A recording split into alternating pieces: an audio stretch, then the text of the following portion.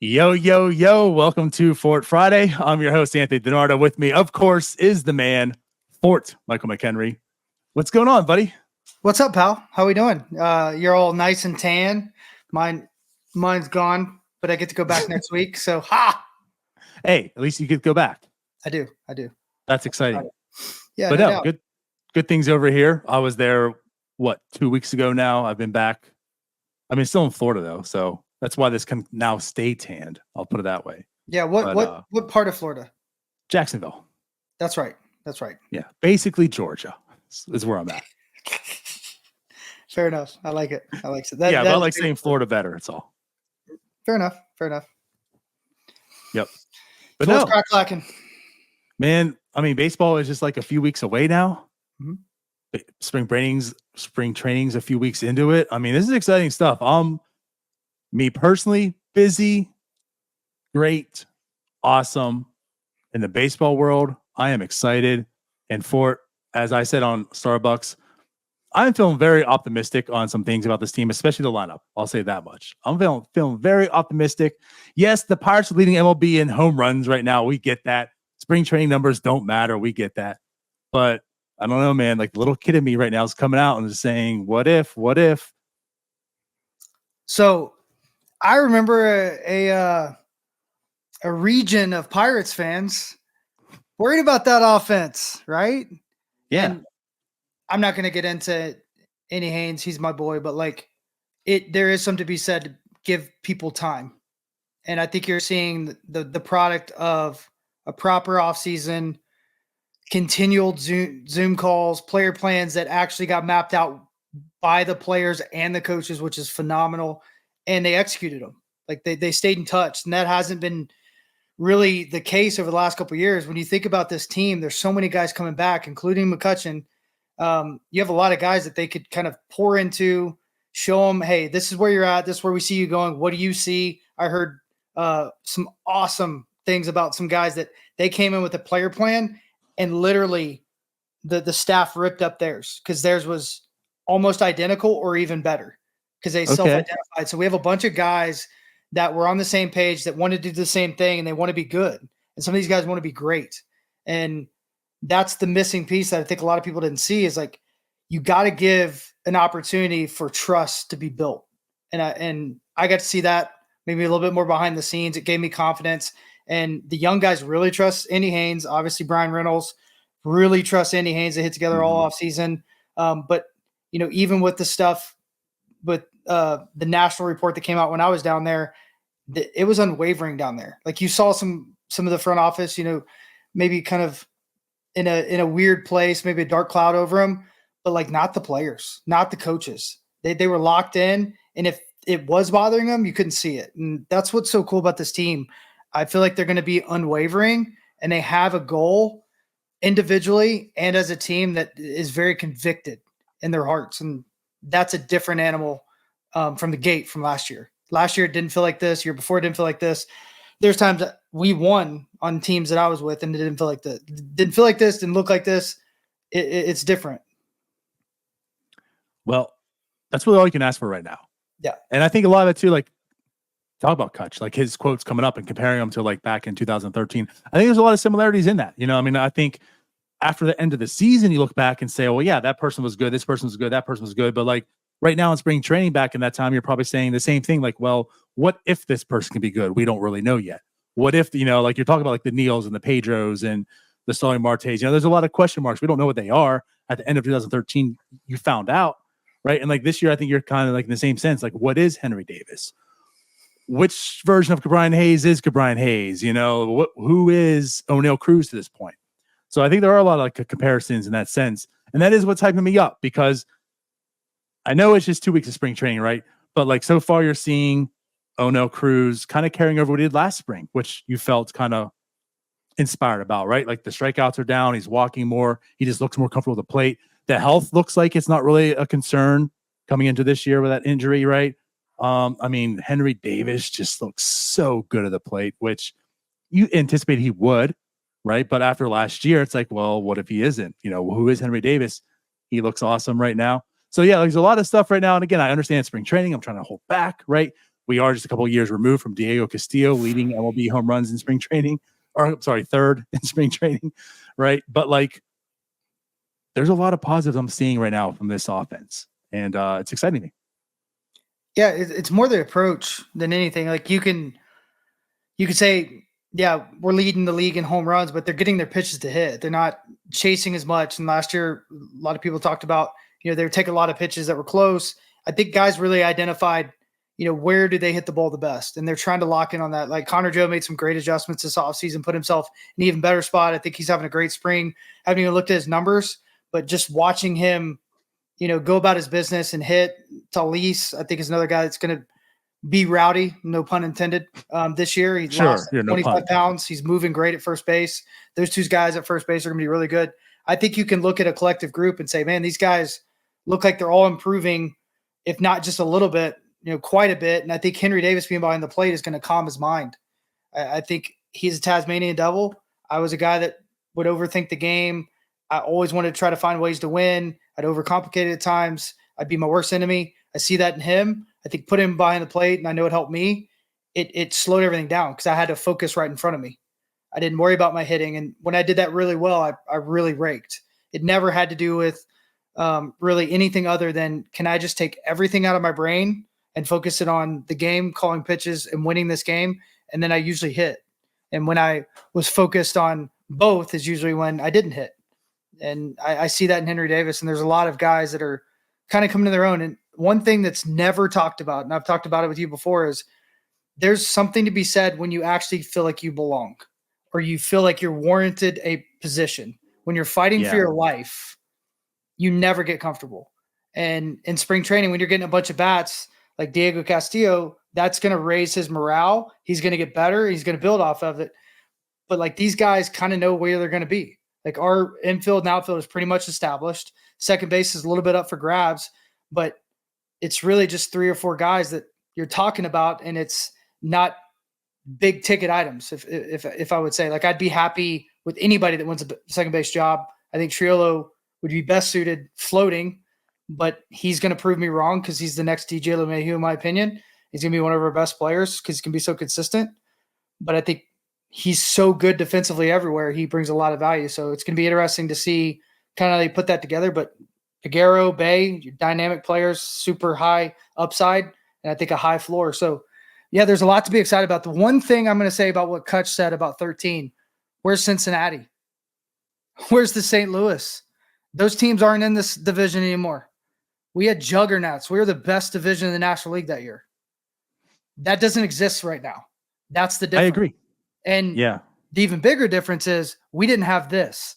Paul Skeens, Anthony Solomedo, Bubba Chandler, Christine Curtis, Braxton Ashcraft, Hunter Barco, who's my sleeper, by the way, Patrick Riley. All these dudes, our best prospects are pitching.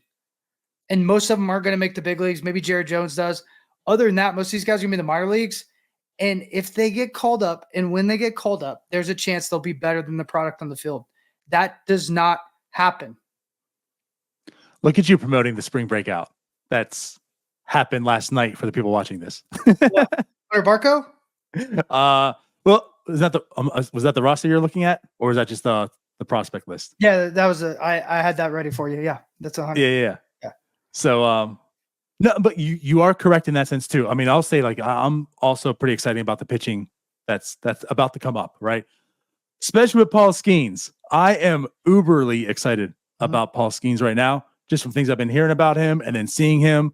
And yeah, I'm super excited about Paul Skeens. But you are correct. Like, going back to 2013, right? Like, the comparisons, that's actually something that also is what's irritated me a little bit about this offseason. And we can discuss that maybe just a little bit here. But, like, yes, you are correct that, to me, the NL Central is wide open. It's been that way for like the past few years. Even Milwaukee, when they were winning it, like, I don't look at Milwaukee and say you're a complete juggernaut at that time. They're better, right, than pretty much every team in the NL Central. But, like, I look at them and say, oh my God, like, well, Milwaukee's in here, so there's no hope, right? It's not like if you're in the NL East and you look at the Phillies and, like, all the teams that stacked up, in the NL East, and you're just like, well, there's no hope. Yeah, just keep the rebuild going. And I think, like, for this year, especially now Corbin Burns is gone, Hader's already been gone. it's wide open, Fort. Cincinnati's coming up, right? The Cubs are coming up, but like they didn't spend the money. I think a lot of people were anticipating them for this offseason. They're scary to me. They're scary. I'm They're not that scary. scared of them. I'm not that scared. I'll say that not as scared as I thought I would be at this point in time, because I was like, okay, they could get Ohtani. If not, they did get Bellinger, obviously. It's a pretty good deal. The pitchers, they got pretty good deals, but like to me, it's still wide open. And that's why for the Pirates, I feel like, why didn't you push a little further? Because it's so open. Not over. It's not over. Not over. But I don't know what that means, but it's not over. But you are correct in that sense. You know, back in 2013, I mean, there were the Cardinals, the big bad Cardinals. There were Cincinnati. Milwaukee was, coming too. You don't really have that right now. Now, that'll be different probably in a few years. And that's what I think makes the NL Central fun, because in the next few years, it's going to be like 13, 14, and 15, where like everyone was good. But right now for 2024, I don't think anyone's good. I think there's some good enough, and someone has to win the division. But yeah, what's your take? In which part? Kind of loaded question. I mean, I guess just the NL Central in total. I mean, you bring up Cincinnati, of course. I think that's where like the parallels of the Pirates are pretty similar. They're up and coming. They're younger, very talented. They got a Cruz at shortstop. I mean, we have a Cruz. They have a De La Cruz. Both just aliens, specimens right there. Cruz is way better. Exciting. Yeah. To this point, absolutely. Well, the numbers prove it too. Like just in the short stint. I think we match up with everybody in the league. Cincinnati is a juggernaut waiting to happen, but a lot of things have to hit. I mean, they have a starting rotation that's scary, but they've never been healthy. And the one thing the Pirates have done really well, right, wrong, or indifferent, a lot of fans probably don't like this, is the way that they've gone about it. And if they do this properly, they're going to have fresh arms in June, July, August that could possibly go into the deep postseason. If Cincinnati makes the postseason, they have a bunch of dudes that didn't make it through last year. They're hoping they make it through this year, and then that's what they're fighting with in the postseason. So, and then St. Louis has a bunch of older veteran guys. I love those signings. I think they're going to be better than what people think, but I think they're going to ride their waves because those guys are going to take their lumps. And I don't know if the Cardinals can hit enough to withstand some of those lumps. The Cubs are the scariest team by far. I think they're the most consistent team. When you look across the board, they're just good.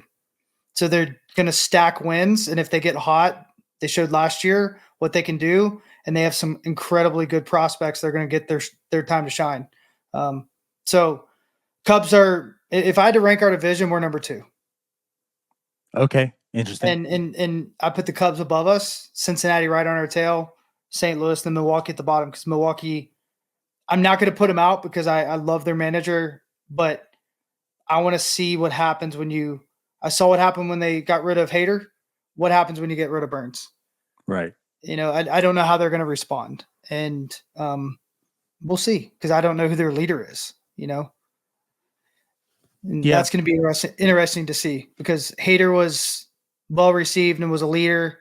I think Ricky Weeks being the associate head coach is going to help. Murph is one of the best baseball minds on the planet and can draw a group of men, but he's never been in that true managerial role. And I'm sure he's got a short leash. So that's going to be interesting. It's going to be a fun division. That's the one thing I'm really excited about. We're going to have some of the best shortstops, some of the best defenders in all of baseball in our division. We're going to have some of the best young talent in our division, and we're going to have some fun call-ups. Like, I hope that kid from Wake Forest and Skeens meet this year, Cincinnati versus Pittsburgh. Because there was a lot of argument that he was actually the better pitcher from a lot of the scouts that I talked to. Skeens had obviously more talent, but the more regarded pitching prospect was him. So I think mano a mano would be fun. Well, of course. And I'll say this, like, I think it will be interesting, that's for sure, because the fact that it's open. That I don't think anyone, you can comfortably say like that's the division winner. Even you talk about the Cubs, like they're scary, but I think there's absolutely a scenario that the Reds could, right? I think there's a scenario that Milwaukee could. It's harder, right? I think, but like there's definitely pass. And that's why I talk a lot about Cincinnati, because I think their ceiling sky high, but they are super young, right? There's still a lot of unproven. There's still a lot of question marks, much like the Pirates, a lot of question marks, right? And that's what, like, you can't safely say, but if they win the division this year, I wouldn't be shocked by any means. Well, I mean, this was just like, let's throw theoretical out there, right? Henry Davis ticks up. He catches, ticks up. If he's a average or even below average catcher, he's as good as everybody but Delay, right? So if Delay is above average, which he will be, Henry is below average but above average hitting wise, we have a great combo behind the plate. Now let's go to third base, right? We have the two best third basemen outside of Nolan Arenado in the National League. Okay. Platinum Gold, possibly. And I think if they play Triolo in multiple spots, he's going to win a Gold Glove as well. We have the Super Freak at shortstop, which we did not have last year. Right. So just keep him healthy. That's a huge boost to our bullpen. More offense is going to be produced at first base than last year. I know everybody wanted Santana. I love Santana, but I think Tellez is going to put up some good numbers. I think Connor Jode's going to thrive because it'd be more predictable for him going back and forth from the outfield. I think Kutch is going to be really good playing the outfield. He's going to have a big offensive year. He's going to make more contact, in my opinion, and produce more RBIs. And I hope he hits at the top of the order. And then, all right, let's go to our all-star left fielder, right? Let's go to a top 10 in almost every offensive category, center fielder. And I think his defense is going to kick up. And then let's go to the wild card that we got for Kansas City. If he just withstands the numbers that he had in Kansas City, he's better than our right fielder last year. So we're already a better team offensively without even thinking, and defensively, right? Outside of Hedges, right? But I'm going to say between Delay and Henry's offense, that'll make up for that. Right now, if we had Oviedo, I would say we'd be way better, but like Keller signed, he's comfortable. He's going to take a step forward. He didn't work on things this offseason, refine things. Gonzalez and the other lefty, what's his name? Gonzalez and what did I just draw a blank? Perez. Yes. Both look great. Perez always looks good in spring. I've caught him in spring. He looks, but oh, okay. I didn't know that. Yeah, he always plays up in spring, but he's also been really good at smaller market teams. When he played with the Twins, he was better than he was in. He doesn't feel the weight, I think. I can't wait to talk to him about it. Gonzalez put in a ton of work this offseason. He refined some pitches. His changeup's always been his weapon, but that cutter is absolutely outstanding, and he's throwing that front hip sinker that's beautiful. And you put all that, you have three really good arms, and then Jerry Jones looks like a superhuman that I didn't see coming. And I'm fine with the likes of whether it's Bailey Falter, Priester, Ortiz. I think Contreras is probably going to go to the bullpen now because of Moretta, but I also like Honeycutt or Honeywell. Mm-hmm. That's my dude. I think he'd be a great replacement for Moretta, and he's got a lot of personality. Okay. So yeah, they've done a great job. And the coolest part for me is the signings they made underneath. Like those guys that could come up, and like Jake Lamb was a credible signing. I mean, for 2 weeks, he could be the best player in baseball. Now he's shown that he can't sustain it since that All-Star year, but like, that's a difference maker. Like he's a better version of Drew Sutton in 2013. If you remember Drew Sutton. Drew Sutton came up and he carried our team for a week. You know, he hit a game-winning grand slam, a couple game-winning hits, and you need guys like that. And that's what they've done. They've done a really good job. I'm still with you. I want another starter. And I think that's what they're missing. Like that's what limits them, you know, is like the rotation. Now you're like 100% correct that JT's coming back. Burrows is coming back in July. Skeens is awaiting, right? So like, yeah, at the end of the year, those reinforcements where I think I've said this about St. Louis. I like the additions they made. I loved Lance Lynn signing. I liked Kyle Gibson, right? But I think the thing is that rotation will get them through the regular season. They don't scare me if they're in the playoffs. Skeens is a difference maker. You fear Skeens, like you fear Keller. I don't know if I fear outside of Sonny Gray, right, from the Cardinals in the playoffs. Like I don't think they have the dudes to really get them through. But they have the money. Okay, sure. And so do we. But I'm gonna reiterate that too. Is like so do we, but we also have the assets. They don't. Right. Well, and 100% accurate there. So what I'm alluding to is like there are definitely reinforcements coming, but I just feel like there's just so many question marks, and April through July do matter also, So it's like, will Gonzalez hold up? Is Perez going to be more like 2022 than he was 2023? And then like of Roanzi, of Quinn Priester, Ortiz, like does any of them step up? There's just so many question marks. Whereas like if you made one more signing, like a legit signing, it makes you feel more comfortable. Yes, if Oviedo is still healthy, like that would have been huge. I've been much more comfortable this year. Like Lance Lynn, Mitch Keller and Oviedo 1-2. Like that looks pretty nice. And then start filling it out. But I feel like they filled it with some more question marks, and because of the question marks, But I had to yet. tell somebody this other day. You know where Oviedo was at this point last year? Headed to the bullpen? No. What do you mean? Until JT Brubaker got hurt, he was headed to AAA. Oh, okay. Fair. Right. Yeah, but he didn't deserve to go to AAA. What I'm saying is, like, there's an Oviedo in this mix, and somebody's going to step up and be that Oviedo. And then you look at next year, we have Keller, Oviedo, whoever that is, right? And that's the cool part. I always hate injuries. I love Oviedo. He's one of my favorite guys on the team. But, like, it does give an opportunity for someone to step up, especially since he established himself last year. And he got hurt really early. So, opposed to what happened with JT, he's going to be ready sometime probably in April next year. Like, he's going to be going in spring, which is a huge difference. So we're going to have that guy going next year, which, like, I've always been a huge believer in. If you believe in the guy, sign him when they're hurt. And then yes, like Drew Smiley, it's a great example. Yes. There's a lot of guys that have done that, and you get them. I was all aboard Pirate signing Drew Smiley way back.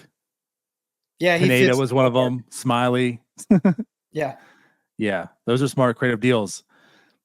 Smart creative deals. I wish the Pirates would get more into, but yeah, they will. I had a great conversation with Ben Woodruff this year. Like that would have been. I agree, but there's too many question marks.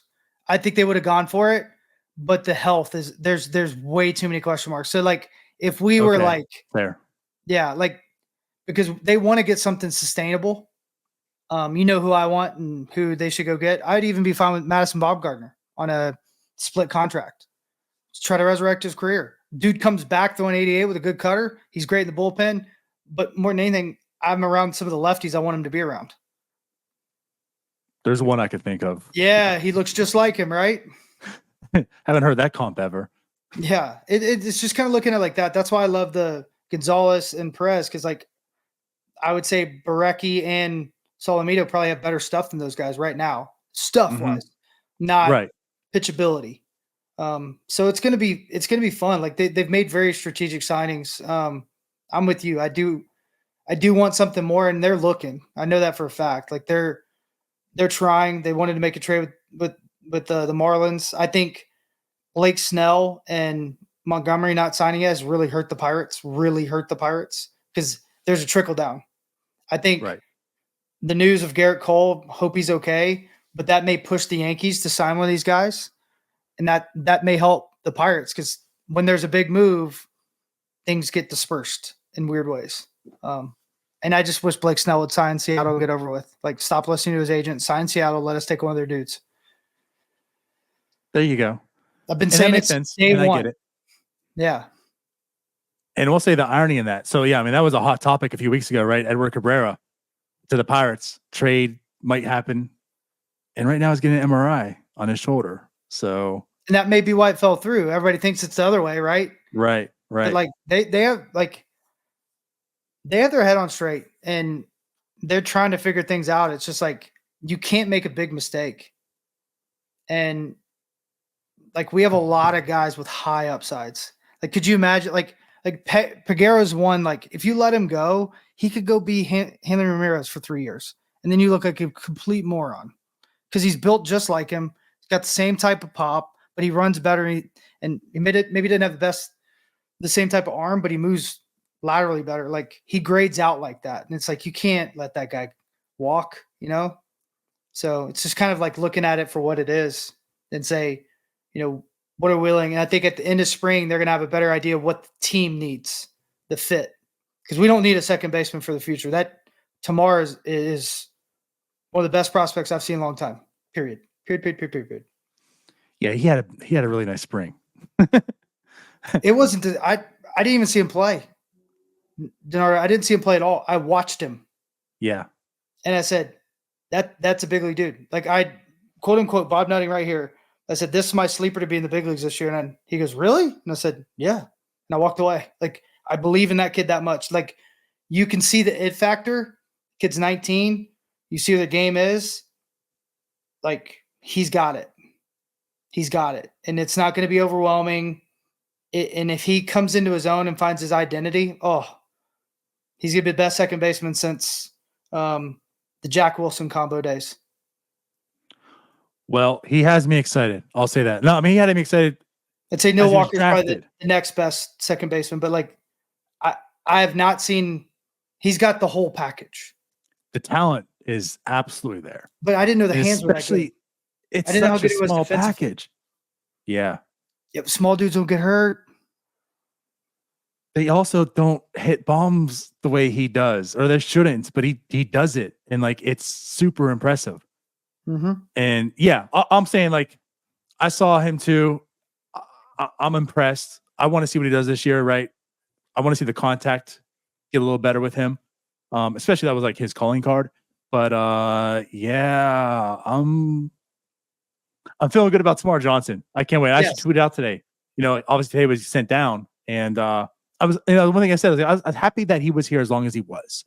But this might be this last spring where it's like he's not fighting for a spot. So if he gets loud, I just remind everybody Henry Davis. If he gets loud, he's putting up big numbers. That's the one position in spring that's kind of right. Like who's even if you have a name, but like he's the future. Like he's a guy that I wouldn't be surprised if they sign the next year. Okay. Like weird deal because that's how good he is. But yeah, like I said, like Tamar he's exciting me. But the other thing too is like I'll say the second base battle is looking pretty good right now. You talked about Triolo, and I've been pounding the table on this too. Like I think he's best suited. Just let him play out everywhere. Let him be not the same skill set, but like the Hey, let him play in all the different positions, play them all well, be a productive player because he's getting 400 at bats, playing all over the field, right? And let Peguero take second base, and hopefully he does it right. Like hopefully they both play out and work well there. But like let Peguero take second base and do what he does. I think that is best case scenario. And both of them so far are looking pretty good. But something's going to give because Tamar's, if he makes his stance right and he does what he's doing right now, we know there's a lot of talent there. Like I said, I would love to see the contact get better this year, more consistent. 19. But you can't deny a 19-year-old with the power he has, what he's doing right now. Like it could definitely come together. Break it up into 2 seasons. You know what I mean? That's the one thing. Like I was talking to somebody about. Like break it up into 2 seasons. It's a different animal. So he had a lot more swing and miss. Still had the walks, no power. And then when his power went up, his actual swing and miss went down a little bit too. But the walks continued. So like I think he was just coming to his own. I think he was trying to learn the system. And then about the halfway point last year, he figured out like, I don't need to change anything. I am who I am, but I can take what I'm learning. And he became his own little man. So yeah, and that's fair too. Like he was like the only person under 20 with like 100 walks. Yeah, just crazy.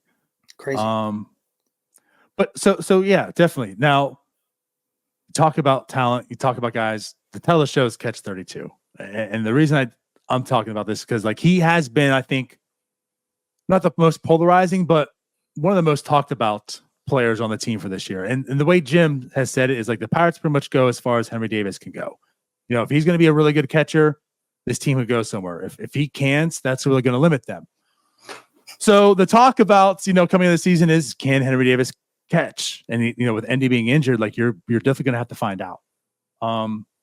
We were in spring, you know, you're there the week before us. So I want to talk to you and get to like your little, you know, point of view. Obviously you being a catcher, you would know a lot more about this than I would, but, you know, and talk about like Jordan, the catching coach there. And like, he said something that like stood out and made a lot of sense, you know, and he's like, when you don't hear about an offensive lineman, that's usually a good thing, right? Yeah, I agree. Right. So it's like, well, have you heard any about Henry Davis? And the answer that's no. And like you think about that, that's pretty positive. Like there hasn't been a situation where I think anyone's looked and said, "Oh man, Henry looks bad," or "Oh god, that was awful." He looks really good at the plate, which is his calling card. He's throwing some guys out, but like defensively, I haven't heard much, seen much that makes you think he can't do it. So Fort, you saw him for a week. Of course, you've been seeing him for how long? Henry Davis going to be a dude this year? Yeah. I don't really know what you mean by dude, but he's got to catch. I've said it from day one. He wants to catch. That's a huge thing. He put on weight. He looks like a linebacker. And the biggest thing I heard, because I talked to other people, it's easy to talk to the person. Of course, he believes in himself. And I wouldn't bet against him ever with anything because he has that personality. But I asked Rebello, and I said, give me your take. And exact same take as Andy Haynes. And in the sense of like, I wouldn't bet against him. If he wants something, he's going to figure out a way, and he's his worst enemy. And that's what I saw. And I think because he was given an enemy, everybody saying he couldn't catch, I think it's been a blessing. But what I want to see the coach in me, the development guy in me is I want to see him fail this spring. I want to see him have a terrible game at the plate and catch well. I want to see him have a great game at the plate, but have a terrible game behind the plate. I want to see those things that happen. And he's not going to hit like this all year long. He's going to take his bumps. He's going to take his bruises. I think he's made some great strides with his swing. He made some big adjustments. He went to drive line early. He put in the time, put in the effort. And from what I understand, he's a psychopath about it. I got that from his agent. So I think all the things that he could benefit from this spring, I hope happen. And that's all the lumps, all the nicks, all the bruises. I hope he gets in a deep argument with one of the older guys because the pitch calling, all of it. Get it all out or get it out early in the season. But you know what you have to do to be able to do that, DiNardo? You have to catch. Okay. And that's the biggest thing is he had 78 games, something like that, starting behind the plate. I was talking to Baker, the player development. I mean, we were both in like 300s before he touched the bit. Probably more than that. I mean, I caught 120 games in low A, high A, double A, triple A before I got to the big leagues. It wouldn't matter what I did. That was just the path. Like you did not get to the big leagues until you went through the process. Right. So Adley Rutschman was a different animal. And I think he swung his way in the big leagues. I understand why. I got to see the numbers of why what he was doing in double A was unprecedented, but it really hurt him when it comes to what he could do behind the plate and how he could help our team the most. Because having those two guys next year makes our team look like the Braves, but maybe even a plus better behind the plate. Because we have two guys that can walk outside behind the plate, take off the gear, and be adequate and hit in the middle of your lineup, which is unheard of. Right. And you can keep them fresh. And I hope to still see, like, Henry's hitting. I'd love to see him play a little bit of right field with his day off or throw Kutch out there and let him DH. But he can't DH if he's not catching because he needs that mental grind. That mental grind is going to help this kid more than anything else because it gives him an enemy. It gives him something to focus on. And he's going to spend all of his time focusing on that instead of hitting. And that's what I've seen so far. Watched him work his tail off in spring. It's not smooth all the time, but like I said, he's got to do it. And more he does it, he'll come into his own. And when he finds who Henry Davis is, he's going to be fine. He's going to be really, really good. Like all-star caliber type guy because he's got to find who he is. There's so many voices coming at him. And that's the hardest part for him to understand because he's so coachable, which doesn't make sense with the other side of his personality. So he has kind of like this Dr. Jekyll, Mr. Hyde thing going on. And that's the balance he's got to find by catching. And I hope he makes everybody look like an idiot. Yeah, well, honestly, I hope so too. And it's not as if what you said, I think best defines it, and that's how I said. Like, Henry Davis is not a guy I want to bet against by any means. And I don't know him personally, but just through stories, like he doesn't come off that type. And he talked about the work ethic and stuff. I mean, the fact that he told everyone, like, listen, we're going to Bradenton, we're going to work. And while he was doing that, he was flying to Washington to work on himself, flying back to Bradenton. You know, like if there's one person that might work harder than you for it, it might be him. And might. But like what he was doing this offseason is like, again, like it shows you like I'm not going to bet against him. But time will tell. Like it's going to show, and there's nothing right now to show like he can. There's a lot of question marks. I feel like the Pirates probably don't draft the 1-1 if they didn't feel he could catch off the bat. But then you see last year and he wasn't catching at all when he got called up. And then you wonder like, well, is he in their plans? Is he not? What's going on? So it's like you're kind of questioning yourself because of actions that were taken. So now that he's given it and it's like, hey, you have to catch. Like there's no questions now. Endy's gone. You're gonna have to do it and be that dude. So far, again, it's only 2 weeks. It is spring. Kind of like you said, like there's not a whole lot you can really, really take away. But like what you are seeing so far makes you feel pretty confident that, you know what, maybe he can catch. Maybe we need to put our worries a little bit to the side. And that was just the catching part. The hitting, he looks so comfortable with the plate right now. And that's the Henry Davis, that's who they drafted. Regardless if he can catch or not, they draft him because that bat is legit. I mean, that bat was probably Major League ready from day one, and he's showing it right now. So it also puts the worries from last year when he wasn't performing that, probably was just the injury because right now he looks so good. And part of the thing, like when they moved Indy behind the plate, they evaluate knowing he's going to take a hit offensively. He took a huge hit. I didn't see that big of a hit, but he poured all into that. Last year, nobody talked about that with Henry Davis because everybody assumes if you move from behind the plate, you're going to be better offensively. Well, being someone that's done it, I played left field, first base, you're learning a new position. So like, am I in the right spot? Should I have gotten to that ball? Did I not get to that? You're overcompensating, overthinking everything on defense. Then you get to the plate, you're like, oh yeah, I got to hit. Whereas like I could go right now, go catch a game and have a chance hitting wise because I'd have freedom when I walk to the plate. So I'm mentally exhausted trying to win the game. And that's what I think Henry Davis lost last year is he never got to feel that. And when he starts feeling that, his offense, because he's in phenomenal shape, will just stay here. And guys like him, just like me, you have to turn me down. Catching turns guys like us down and it makes us better. Like if I could have started my entire career, I would have been better. I had to learn how to play every other day, every couple days. So I was wired up. So I had to work out hard the days I played because I knew how much energy I had. I knew what I wanted. And the days I hit it right, it was the same thing I said earlier. If I could hit the serving my guys right and I could hit controlling my, I guess, emotional energy, I was good. I could play the game free, almost like I was in Little League. It's hard to do. But knowing that that's his position, that's what he's always done, it's easier to do that. It really, really is. And that's what I think we're going to see out of him. I think we're going to see the opposite effect. I think he's going to be home. I think he can place all that energy that he had at the plate and in the outfield, trying to do more work and everything. You can't run all day in the outfield, right? But behind the plate, you can work all day long on receiving, small movements, and really enhance your skill without really doing the wear and tear. And that's something I preach to guys throughout their careers. Like, hey, you don't have to go 1,000 miles an hour and block off the machine. Like you can roll block and make sure your rhythm's good, your timing's good, your flexibility, your mobility, and all your movements are right and proper, just like quarterbacks, or wide receivers, they run those routes. Like you can't do that all the time.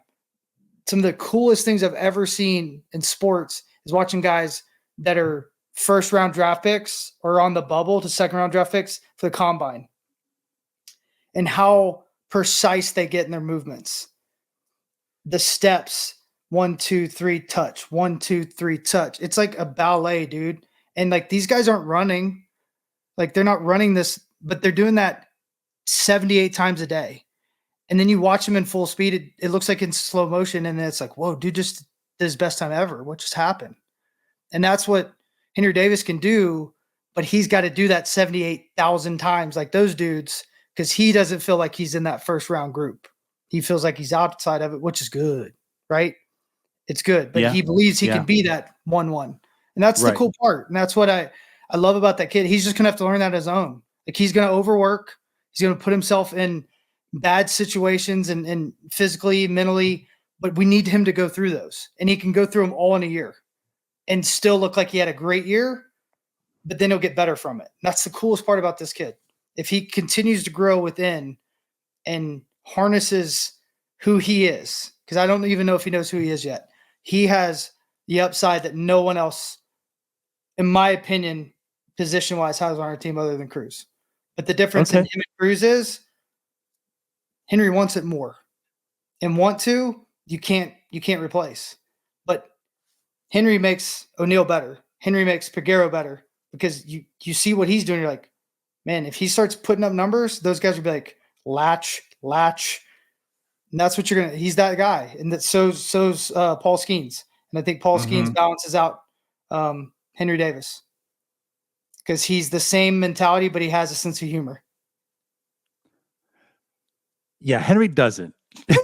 he does. He just doesn't let it doesn't show. I'll put it that way. He doesn't let it show, and he's got to. And we did talk about that. It's one thing we've kind of joked about the Pirates up and coming for like many years. They're just kind of bland. I mean, like, listen, great player, keep doing your thing, but Brian Reynolds isn't great on interviews. like you don't get a whole lot of insight. You don't get a lot of humor, right, from Brian. Can Brian like the same way? You know, now you're starting to see like the Pegueros, the Palacios, like you're starting to see some personality, some sense of humor come up, but like it's good that now you're having a balance, right? And like I would talk about with Henry Davis, same thing. Like Henry Davis, he's now one of the younger guys now, but already has that. Like you don't have to reel him in, right? There's no like Rodolfo Castro situation. Like Henry's going to be like, let's go to work. And I feel like that from Paul Skeens, right? I don't know too much, haven't seen too much, but you get that from Paul Skeens too on the pitching side. But yeah, like that dude knows himself as good as a 10-year vet. Yeah, that's good to hear. Well, he's had one of the best pitching coaches in the country, not LSU, prior to LSU, Eugene Bleecker. Okay, we'll speak on that. He's out in Knoxville now. He used to be, I think, in California, but he started with him when he was a junior in high school. And Eugene's great. He's unapologetic. He consults and outsources for multiple teams, and he's on the forefront of just about anything that has to do with throwing or rotating. So really smart dude, and he empowers his guys, and that's what I love about him. I don't know him that well. I'd love to get to know him better, but the fact that he had that made him my 1-1 last year, honestly. Like that's what bumped him above Cruz last year. Gotcha. He had a guy, and he knew who he was. So nothing to do with West at all? Well, I should say nothing, but gotcha. Okay. Nope. I think he was a pat on the butt, but I mean, Paul Skeens is going to be Paul Skeens as long as you stayed out of his way. Yeah. Well, that talent just looks so good. And it's getting better. That's the craziest part. Yeah. Yeah. But and here's something too. It's interesting. This kind of throw it out there, but like Skeens and Jones, like there's potential. There's two guys in this rotation this year that are all hitting 100 consistently. Not just like, oh, he touched 100. Consistently. Fort, 2 starters, Pirates rotations, consistently hitting 100. If that's not sexy. I mean, I'm speechless. Right. We have some good change-ups again. Oh, I love change-ups. Yeah. To get back to the catching side, though. So, we talk about Henry Davis, but I kind of want your input just on that as an entirety, right? Because Jason DeLay is my boy. Really, really good backup catcher. And you want to see Henry Davis to be that guy. They also brought in Grandal, which I was kind of shocked with because, again, like, do you do that because you're not confident in Henry Davis? Like, where's the fit here? Like, 3 catchers make some sense because Henry Davis can play right field, DH here and there, whatnot. So you get him some time. And that's also because you're not maybe that confident in him being like an everyday catcher, more or less. So Jason DeLay has a little bit more time there. And maybe you have a third one. But like Yasmani Grandal, I've loved Grandal. One of my favorite catchers in the league for some time, right? But like the past 2 years has not gone well.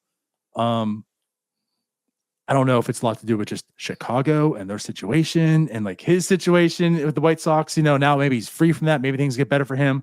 But certainly on the decline and like defensively as well, right? But the offense is like decline. But he's been the guy like he gets on base a lot. We talk about Andy Haynes, talk about this team, like he gets on base a lot. But the power's gone away. The average never really been there, but it's definitely dropped as well. And like I said, defensively it's dropped too. So where do you see this like catching tandem of 3 catchers? Like what do you see coming about of this? What I see, I don't like. Delay has options. Do you think they're going to go that route? They can go that route.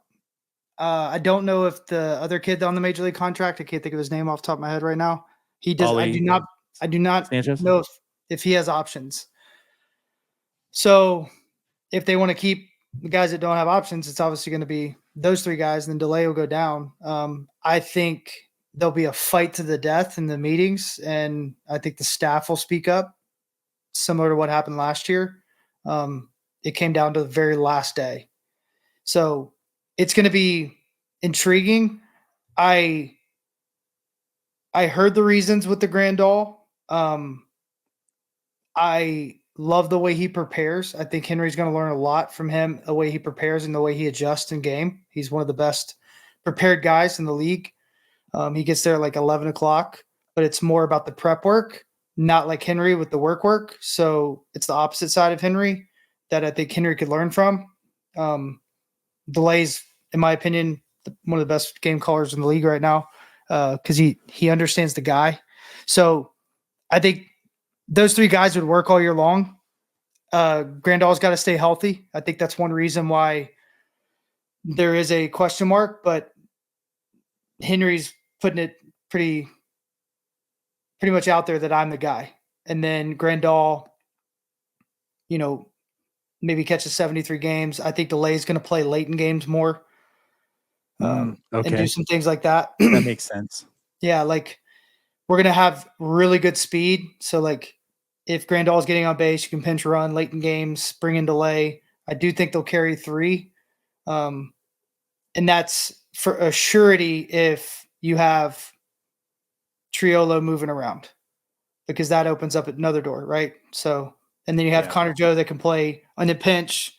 He can play any infield position. I don't know if I'd want to see him at short, but he could. But you can also you can move Peggy over, right? We know Peggy can play short very well. Or so like Triolo. Or Triolo. But I'm saying like if he had to play first, right? We have a pretty gotcha. Late innings, and we're not going to take a huge hit in defense. So like I think they could carry three. We're not going to need a fifth starter for a while, so that may even give them a reason to do it for a little bit right out of the gate, and then kind of make the adjustments. But like when you get a guy like Grandal, there's only upside for me. I think the person that's hurt the most is Delay because they went out and signed two guys to a major league contract and then went all in the media with Henry Davis, and then Delay's just like, "Hey, I improved more than anybody on the planet last year. Hello." Right. He's a top 10 defender. Like it's like, don't forget about me. And Grandal isn't anymore. Yeah, and I think there's a balance there. Like maybe if Grandal, like you said, getting out of Chicago, not having that big contract that he feels like he has to play for, being with a bunch of young guys that he can influence and feel like he's valuable in that aspect because that's all important into guys, that changes you. Like we'll see. It's going to be interesting to see. He's in a different part of his career he's never been in. So I've seen that be really good for guys. I've seen that be really bad. And he could be a guy that catches 25 games and he helps us win. Who knows? But I do like the fact that he can roll over that lineup. He'll extend at bats. He's still got some juice in there every now and then. And if he really hones in on what he's good at, he may pop 10, 12. You never know. So, I mean, either way, we're going to hit more homers behind the plate this year than we've hit in the last probably 8 years combined, maybe 5 years combined. Well, okay, combined, then it makes it a little tougher. I'm gonna say it's not a tough feat to do, but if combining the past 5 years, it makes it a little bit tougher. But it's still, that's a task that's probably going to be beaten. Yeah, because there hasn't been a lot of pop. There's been, like Stallings is a good catcher, and we're all going to remember that home run he had against the Mets. Yeah, but he put great. Like I think you always have to have that balance. Like Delay. I always said this: if you could carry one defensive, like Henry and Delay, is a perfect combo for me. Like that's how I would see a perfect scenario being, right? Like I know this guy defensively could be good, maybe not great, maybe he is great, and then you have that huge offense. But I have this defensive guru that has good at bats, doesn't hit the ball to the yard, but he puts together good at bats and he comes up with timely hits. Like it, that's a perfect scenario. So I don't want to say comp, like, because I hate saying comp a lot of times in the sense, but like I look at Delay as almost like the Chris Stewart. I mean, like you know what you're gonna get, and especially the way he like produced last year offensively. I mean, he doesn't have pop like Chris Stewart doesn't have pop whatever, but like he was fine offensively. He's not gonna hurt you. Good behind the plate and such. Like he was a very competent player in the sense, and like for a backup catcher, like you couldn't ask for too much more. And Jason Delay, I feel like same. Like you're gonna have a good defender. It's like you're saying with Henry Davis there being the offensive guy. Like the Cervelli days. Like Cervelli was good defensively though, also, right? But he was much better with the bat than like Chris Stewart and such. Henry Davis much better than any of those catchers we're talking about with the bats.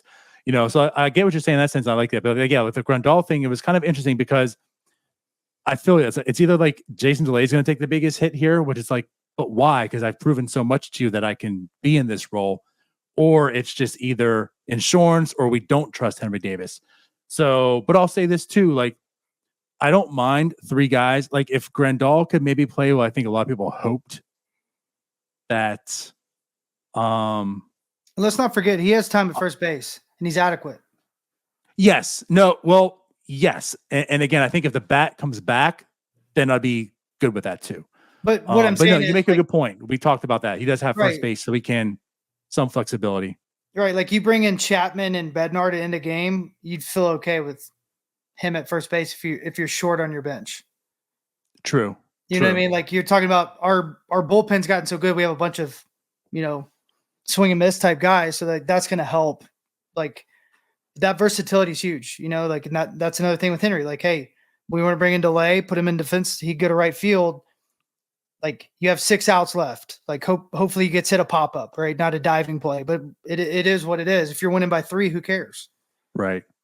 It's in the same sense too, going back to the Triolo thing again, like that's why there's so much value if Triolo is that guy, because that does like that saves your bench in the sense that you have the ability to carry 3 catchers if you want, because Triolo, wherever you need it, like he's the guy. You don't have to carry 3 guys to play 3 different positions. You can carry 1 to play all 3. And I know you compared him to J.A., but like any position he goes to other than third base, he's a better defender.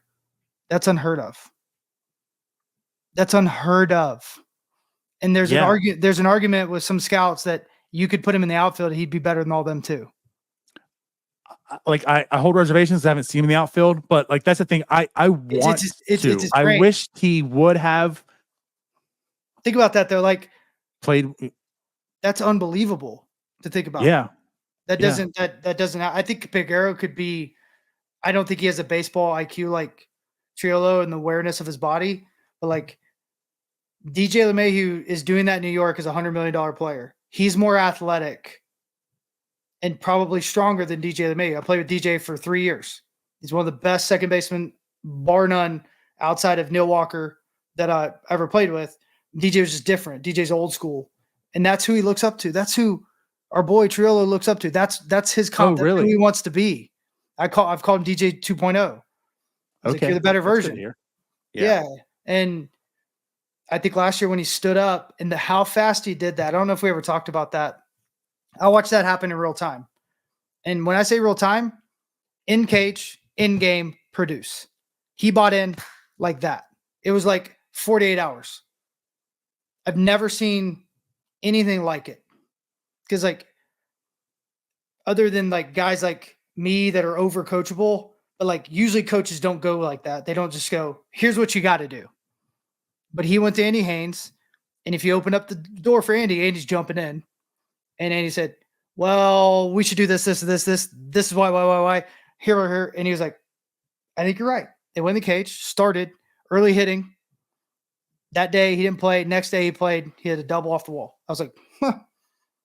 Okay. And it was plain as day. You could see it. It's just if the player comes and asks, that conviction's completely different. And he was having success in the minor leagues. Yeah. Right. Yeah. And he was also coming off the injury last year too. Yeah, no doubt. Hamate. So like you expected him to start slow, but he certainly ended the year hot, and he made you very interested in what he's going to be. And we talk about the second base battle, and like then like he and Peguero are looking very good. But yeah, like that's why he's different too. I don't know if you watched his BP much. Did you watch his BP in spring? I really didn't get to watch too much. Jim and Tyler did. I was doing a lot of back work. Yeah, you're the tech guy. It's the hard part. Cody and I were, yeah.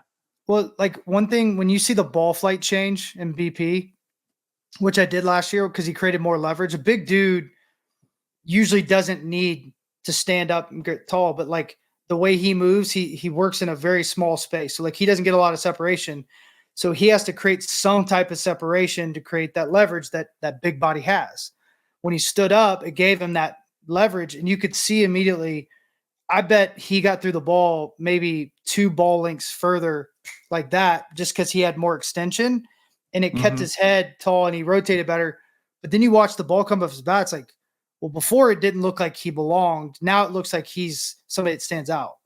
Because like when you see a big dude not driving the ball in the gap, And that was like his it's kind of dying. Yeah. Yeah. And then it was like, boom. It's crazy. All right. So he's Reynolds size. Like he's a big cat. Right. He is a big dude, right? Like he's one of the guys you said like he should be hitting for power, but he really hasn't historically through his career. Yeah, he'll accidentally hit 20 home runs at some point in his career. I said that about DJ. I thought it was crazy. And then he went to the Yankees, hit 20 something. And it's just like, well, I mean, Yankee Stadium. Well, yeah, but that's what I'm saying is like there's circumstances. Yeah. Like if he's hot every time he plays in Cincinnati and Milwaukee, he'll hit 20 this year. There you go. You know, because that ball flies out to right center. He's got pop to right center and down the line pop. He's gonna have a hard time driving the ball out to left center. But then that started showing up some last year because that leverage, because he's a big dude. Right. All right. Well, you have me even more excited now, Fort.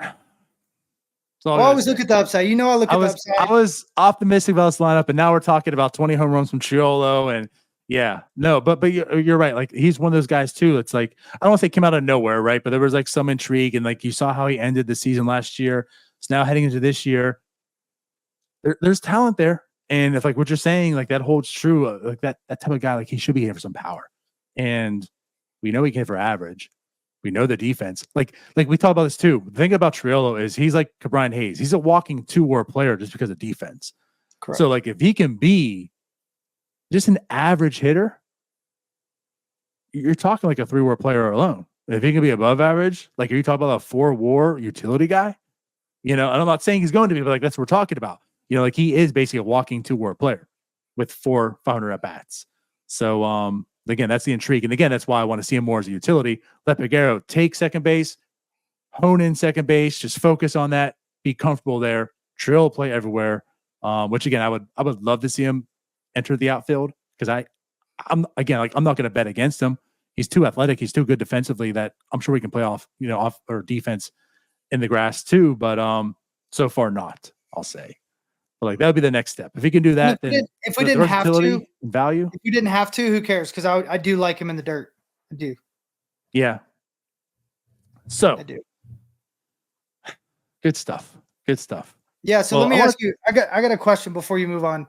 For you, is so they've locked up let's say the big 3. Okay. Who would you lock up? How many guys? And how long? Okay, so I want to answer this fairly as well, right? You don't have to say how long. Just how about who would you lock up and why? So I want to start with the obvious because everyone talks about Cruz. I still, and I say this too because if I'm owner, right? Like I understand you could probably, if you lock up now, you're probably getting a better value than if you lock up later. But I still want to see what he is this year. Like I want to make sure I'm getting who I think he is, right? And again, like the health was the biggest question, you know, just the bat and everything. Although again, like I told you, so far I'm liking him so good.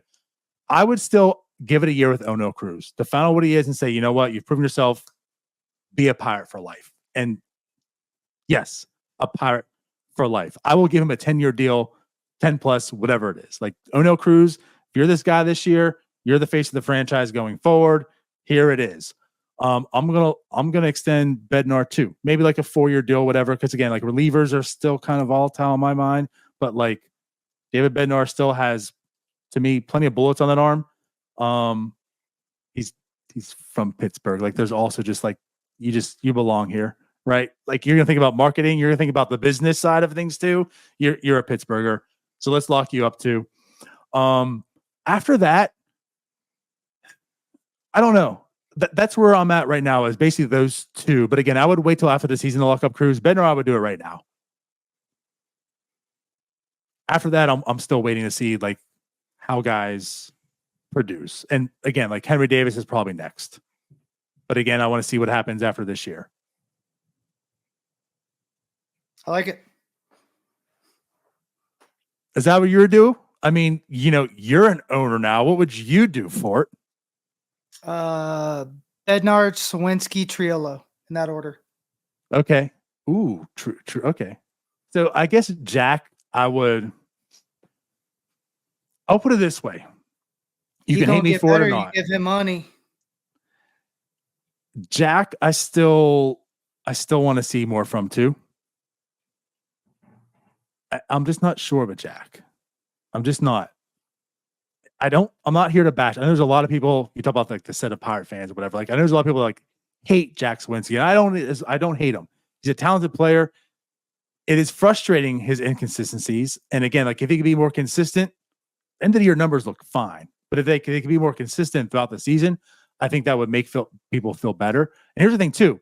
If he can just be consistent and he does his highs and those are his highs, like now he's like a 3 or 4 war player, then like great, but like I'm gonna solve the argument for everybody. Okay. Yeah. Last decade. Give me 3 names that have hit 25 or more home runs in consecutive seasons. Well, I will say Judge. No, Pirate. Oh, okay. So just Pirate hit 25 and has there been any? Kutch. Pedro and Kutch. That's it. That's it.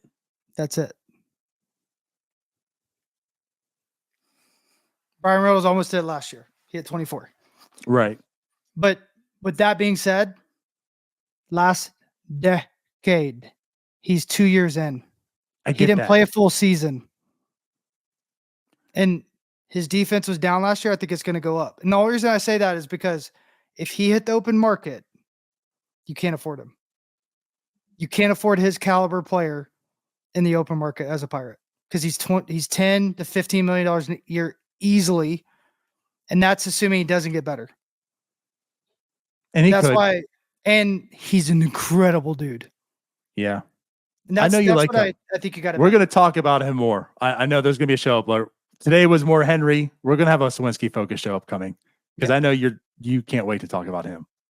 Yeah. And then Triolo is what you said. You're betting on the same thing you did with Key Bryan. If the offense comes, holy crap, did you just win? Yeah. And you could settle with that guy for 5 years, like 5 years, 35 million, maybe. Like you're talking about peanuts on the dollar. And you could even, I always thought the Pirates should do incentives. If you play the way you can, yeah, we're going to win and you're going to get more money. And that's like an easy way to go about it. O'Neal Cruz is my biggest question mark because I don't know what I would do. Because I'm with you. I want to see if he has that it factor. I haven't seen it yet. Like, is he Marte or is he Judge? That's what I want to see. He could wake up and be Marte because Marte woke up and was Marte, but Marte could have been Mike Trout. Marte had that. But I guess, yeah. But like, even with that said, I'd take Marte for a lifetime. Right. That's what I'm getting at. Right. Like, but his numbers, I want to see what this year. Marte never hit 50 homers. Cruz could hit 50 homers on accident. And that's where you're going to get such a skew. Like he's a Chad Davis is the way you got to look at it. If Chad Davis' interest never fell off, I don't think, but like, what if his interest falls away? That's why you bet on the Bryce Harpers. It's like, well, this dude wants to be the greatest on the planet. That's why you bet on the Davis. And I'm with you. Davis would be one of my lifetime Pirates. I mean, not too much arguments there. That's for sure. Oh yeah. And I would sign Andrew McCutchen. Well, obviously. No, lifetime deal. Coming. Just keep them coming. That's you want to know some other things I do as an owner? Yes. What would you do as an owner? I would let Neil Walker and Jack Wilson retire as Pirates. Also AJ Burnett if he would have it. I would do all of them this year. And make a president, guys that fall in love here and that play more than 4 to 5 years, we take care of them. And I'm out of that category, right? I was here for 3 years. So like, I'm saying that because like, there's something to be said, like seeing Todd Helton and what he still means to Colorado, because he's the longest tenured player, it means something. And you don't see 5 years anymore. Jack and Neil, you know, like, I don't think like Pedro was here for 5 years, but like that's going to mean something. And I think if you retired Neil as a Pirate and signed Bednar on the same day, this place will blow up because you just took care of your own. Because I think that's so many icy lights to be drank that day. But like, what's the one thing Pittsburgh and I've learned this by probably living here is Pittsburgh's different. So let's just be different. Like let's bet on the guy that nobody else wants. And win with them, because that's what we do. You know, like it's like we don't have to do anybody else's way. We're not anybody else. Like, let's do it our way. And there's something to be said about that community aspect. When you wrap this community around something, good things happen. That's why I am in that ownership group with the Mill Rats, is because it's the same concept. The Pittsburgh way is special, and we need to embrace that. We take care of our own, game over. Because if you sign Bednar and he never pitches again, he's going to do everything in his power to make that team better. So that investment wins, period. You can't $4 million to have a dude be your biggest advocate and help every single person that walks in that door in every community aspect possible. Like, you're just paying for the best employee ever. And if he pitches, you win, you know? So you're calling it right now on Yinzer Palooza. That'd be too much. That's too much. That's too much. That's too much. Yeah, we might as well trade for his brother too. We signed Bednar, trade for his brother, sign him, and retire Neil. There it is. It is. Yep. Yeah. Love it. And Mazaraki, Maz comes out and hits a homer to right center. Just game over. Just have a full It would happen. Why not? I like it. Well, speaking of David Bednar, so talk about yourself a little bit here. So you've started a podcast with Greg Brown. You're on episode 3, I believe, right now at this point. 7, but yeah, who's counting? 7? Are they out though? Yeah, they're out. Yeah, we're releasing two a week through spring, and then we're gonna go back to 1. Yeah, that's all right. Okay, gotcha. So, so your first guest though was David Bednar. I want to talk about this a little bit. So, first, I want to play a clip. So, people haven't seen this yet. So, hold my cutter. You and Greg Brown. Here's David Bednar on. Yeah, but then 3 years later, 2019. End of August, you're playing Double-A for the Amarillo Sod Poodles. Oh yeah, a what? The Amarillo Sod Poodles. It's like a prairie dog. Poodle. The Sod Poodle. Yeah. What does that hat look like? You don't get to say fighting planets. You'll just say poodles. Yeah, so I've had some interesting you went mascots. From a poodle. Wait. You're a poodle now. You were a planet to a leopard to a poodle. Yeah. You're going the wrong direction, sir. That's how I'm buckos. Now you're a bucko. That's all that matters. Yeah, but so that's poodle. Like August 31st, and I don't know who the coach was there for the Sod Poodles, but he Phil Bowman. I can't get past it. Phil Bowman. Okay, Bowman was his name. And I think he announced that there's somebody going to the big leagues, and it's like, and you're going too, Bednar? Yeah, because there's a guy who was on the 40 man, and he was. It was actually I believe it was Javi Guerra who was. Okay. So he made his debut maybe a year or two before as a shortstop, but that year he was a pitcher and he was making his debut. So like he got the whole team lined up and you know right before it's like a typical pre-stretch pre-throw meeting, and he's like, Javi, you're going to the show, and then like he kind of like an awkward pause, and I was like, Bednar, you're going with them. I was like, what was your reaction? So yeah, I don't know. He definitely was going the wrong direction there. I mean, Sod Poodle? I did not expect it. I did not expect it at all, obviously. Yeah. But yeah, so you and Greg together doing this, I got to say, I mean, if you haven't watched it, go ahead and watch these, but I like them. I mean, it's one thing that's kind of cool is like, I think a lot of guys, you know, you see podcasts, you see videos, you see clips and whatever, and guys are coming on, like they're talking about their numbers, their seasons, you know? And I think a lot of players, like, I mean, they get that a lot.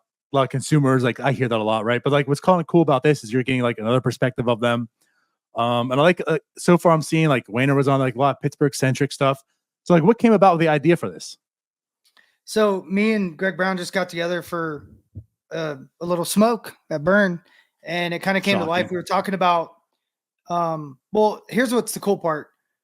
The cigar thing came about with him and Blast. They did it for years at different stadiums at different points, and it was kind of their time to just kind of reflect on the world, talk about just about anything. If they had something on their heart, they'd get it out. If they had something to kind of whine about or bitch about, they'd bitch about it. And then they would kind of leave it all there and go, do their job.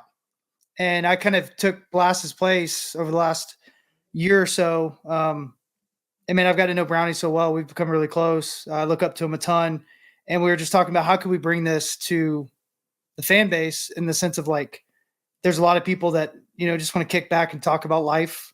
We're going to have a politician on here soon. It's one of the best episodes in my opinion. It's cool. The bridge back. I know this is kind of a funny pun, but like the bridge back to Pittsburgh. Like we just had Richard Cerrone on, Baseball Digest chief editor, and dude moved back to Pittsburgh. Dude could live anywhere he wants.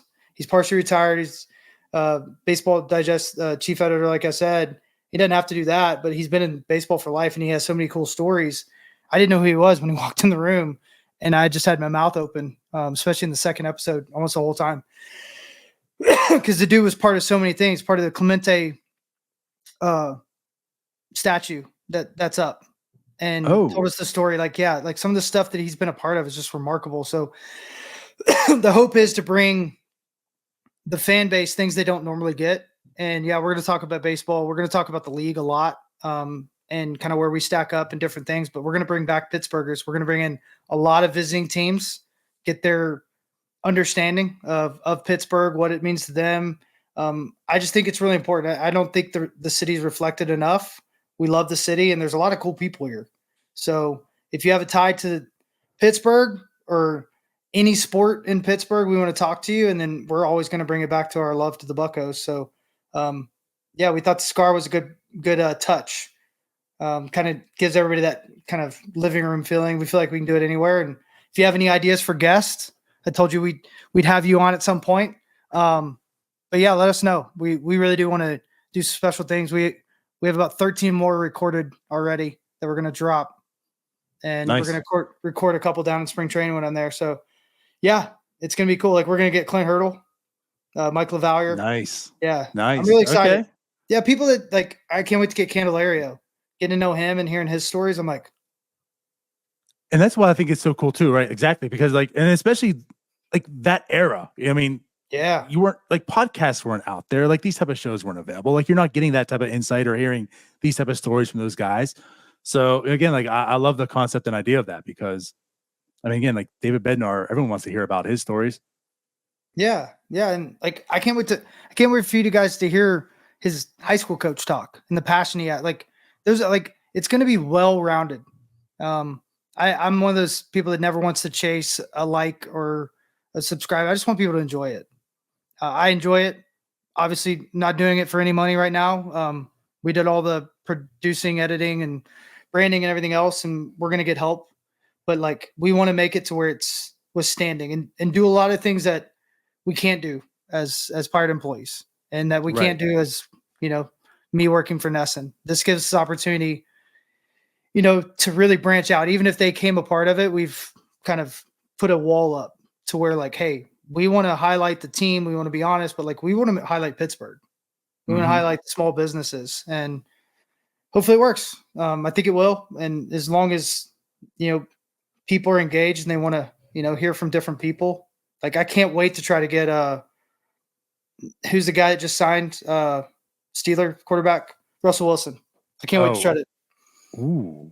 Yeah, like, but like, is he signed with the Pirates too? By the way, he should. Is that a dual contract, Steelers and Pirates? Once again, great move. Great move. Just saying, great move. He shouldn't be going to Yankees. Let's say it's technically his rights with the Yankees right now. Yeah, trade for him. It is? Just trade for him. There it is. Yeah, like I don't know, send over like a danger intern, witch. Like a couple interns. There it is. Sorry, interns, but you're now going to New York. Yeah. I'm sure they'll be upset about it. Yeah. Hey, There it is. we could trade. We'll trade Jim. He could curse the Yankees for a while. I mean, they're not going to accept that deal. We would love to trade Jim, but Jim in a Steinbrenner's too Boston smart. uniform. Jim in a Boston. Okay. Uniform. Okay. That's fair. Yeah. Done. Jim, you've been traded. You know what? He's a big Adam Duvall guy. Duvall from Louisville. He had class with Adam Duvall. Duvall was at the Red Sox. So we'll send him there with the Duvall Red Sox jersey. Yeah, he could be both Duvall's, parties will agree with. He could be Duvall's guy. Just follows him around. There it is. Yeah, okay, there it is. Yeah, perfect. All right, love it. See you, Jim. Yeah, so cool. So yeah, for honestly anyone who hasn't checked it out at the end, hold my cutter.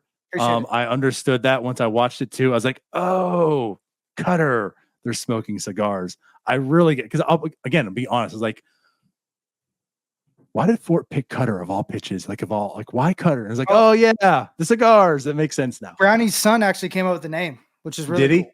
Yeah. Yeah. Got we were just sitting there and tried to figure it out. And he called in, he's like, I got it, hold my cutter. And we're like, done. Like that's funny. It's cool. Yes. Yeah, like I said, it made all the sense in the world then because I saw the name of it. I was like, oh, cool, I get it. But I was also like, I wonder why they chose the cutter. And then it made a lot of sense. So yes. So and again, I know nothing about cigars, so like I've learned on the fly. Yeah, I know nothing. I would sound even worse than how David Bednar sounded. Much worse. Yeah, Bednar smoking like this. I was laughing so hard. I was like, Bednar, don't do that. That's not how you do that. No, that's not the right way. I used to smoke and not like for any like. I mean, I used to smoke cigars, when I was younger stuff, and I would get headaches, and I just stopped and. I smoke them here and there now, but yeah, I know nothing about them. I was like, yeah, I'll smoke that cigar. And I'll smoke because I don't know what it is. Romeo and Julieta is like pretty much all, hey, I heard that. I'll smoke that. There is a huge difference in quality. I'll say that. Yeah, I'm sure. But like, I'll tell you a really fun fact. Cigars are a natural killer of parasites. So like when you smoke it, there's a lot of health benefits. I had no clue. I had a rash on my chest. Yeah. First time I ever smoked a cigar, probably since high school.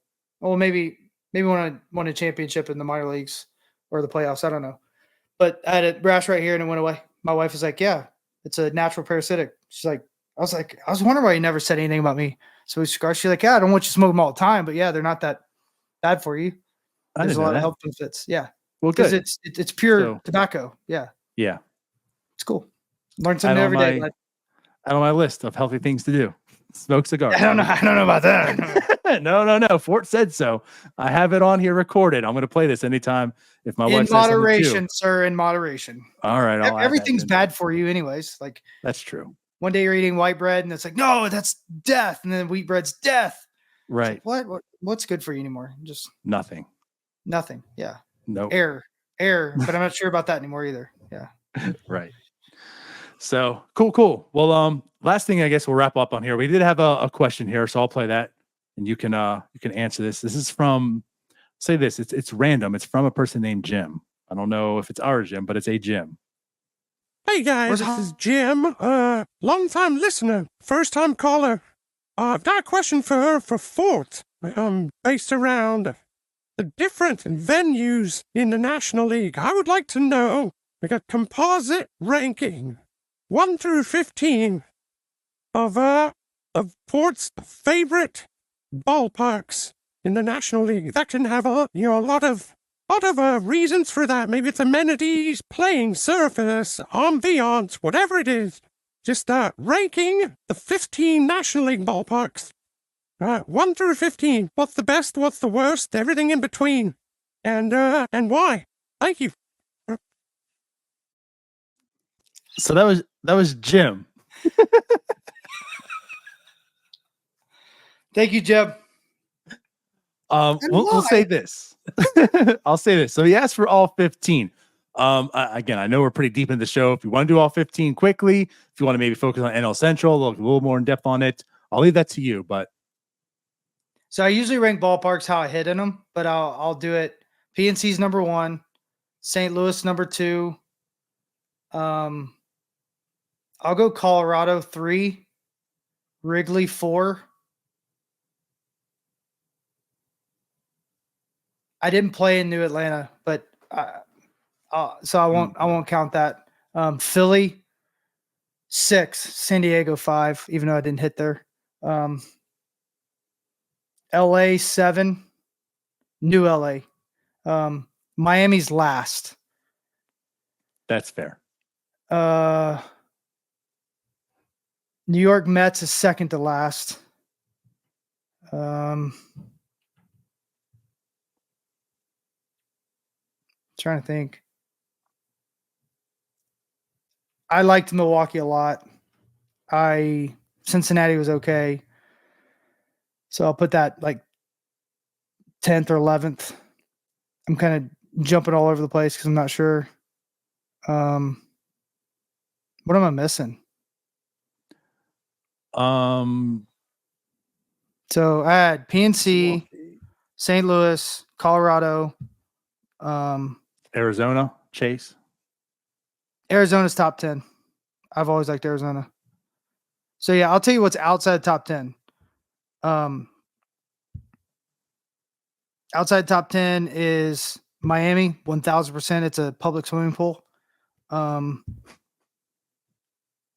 would say old Atlanta. Okay. Probably, but New Atlanta's probably in because it was just getting run down. But for me, it was like special because it was my home park. You left out Washington.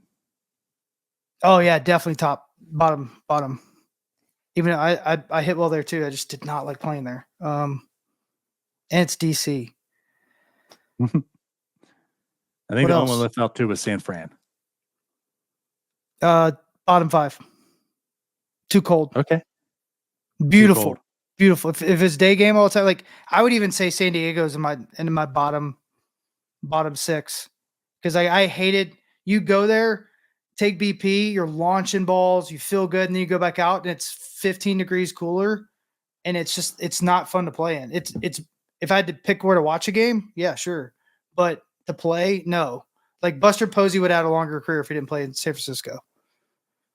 Yeah, that makes sense. That's an interesting take I never heard of. But yeah, taking BP, like you said, like almost like 2 different climates.